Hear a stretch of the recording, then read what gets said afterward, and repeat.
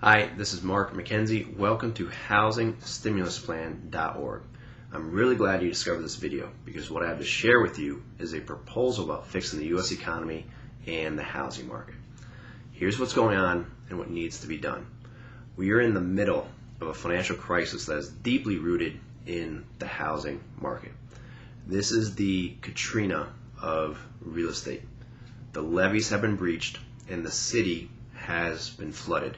Congress is focusing on patching the levees, but the problem is they're waiting for the water to evaporate rather than pumping it out. And while Congress waits for the water to evaporate, every homeowner is being affected. The supply of homes for sale is simply too great and is applying a significant downward pressure on home values. The result being that thousands of homes are going to foreclosure every day throughout America.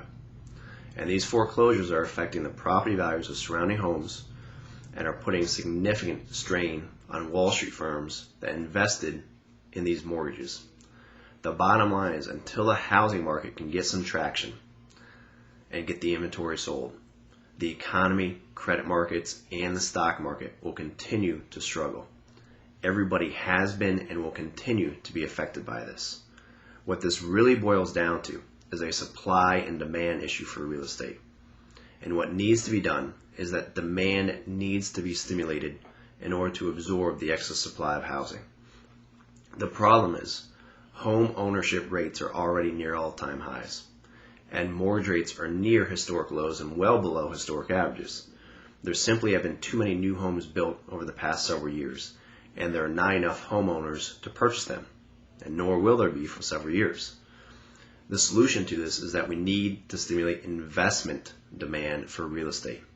And the best way to accomplish this is by providing tax incentives for those individuals who have the capital, who can qualify for a loan in today's mortgage market, for them to go out and invest in real estate. Now, here's the thing. In 1986, Congress passed a Tax Reform Act. And what this piece of legislation did was to not only limit the amount of the tax advantages associated with investment real estate, but also put limitations for those who could qualify for the tax deduction. Specifically, only those with an adjusted gross income of $100,000 or less could qualify for up to $25,000 a year in passive losses.